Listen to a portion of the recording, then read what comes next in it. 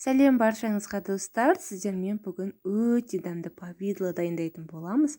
Дәмі өте керемет болып шығады. Сіздерге де жасап көруге кеңес берем. Достар, менің каналыма тіркелмеген болсаңыздар, тіркеліп кетіңіздер. Мұнда мен 3 килограммдай алманы алдым. Өте дәмді, жұмсақ алма. Менде керек емес, қажет емес жерлерін бәрін дәл осылай алып тастадым. Осылай бөліп, ет тартқыштан өткізуге дайындап алдым. Мінекей достар, мен барлығында дәл осылай турап алдым. Енді мұнда осы ет тартқыштың көмегімен өткізіп алатын боламыз. Мінекей барын тазалап, жақсылап, құрттаған жерін бәрін алып тастаңыздар. Мінекей достар, ет тартқышымыздың көмегінен өткіземіз барлығында және екінші ыдысымызға құйып алатын боламыз. Мінекей достар, мен барлығында өткізіп алдым. Енді кезекте осы алмамның үстіне менде 2 килограммдай шықты. Ровно үстіне 1 килограмм қант салдым.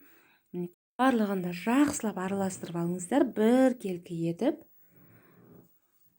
Сонда кішкене жаңағы повидламыздың светі де өзгере бастайды. Кішкене қоя тұрыңыздар.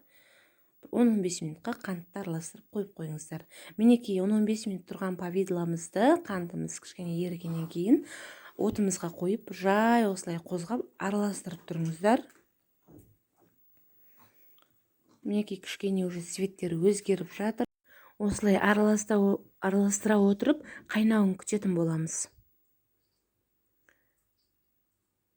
Мінекей достар, менде уже қайнап бастады. Достар, менде кішкене асты жабысыңқырап бастап атқаннан кейін кастрюлімді, яғни ыдысымды ауыстыруға тура келді. Асты қалыңдау ыдысқа ауыстырыңыздар.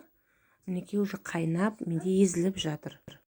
Достар, осы қайнап жатқан подливамды араластырып отырдым арасында жиі-жиі, және де ровно 1 сағатқа қайнаттым. Неге десеңіздер, өте қою болады және де бір келкі массамыз пайда болды. Мінекей өте керемет болып шығады. Мұнда мен банкаларымды паритетіп алдым. Енді банкаларымызға құйып шығатын боламыз.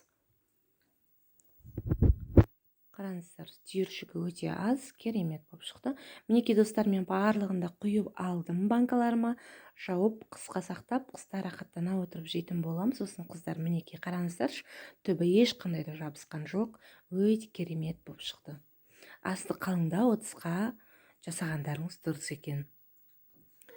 Енді достар, менің каналыма тіркелуді ұмытпаңыздар, маған лайк, комментарий жазуды да ұмытпаңыздар. Сіздер де жасаңыздар үй жағдайында, өте керемет болып шықты.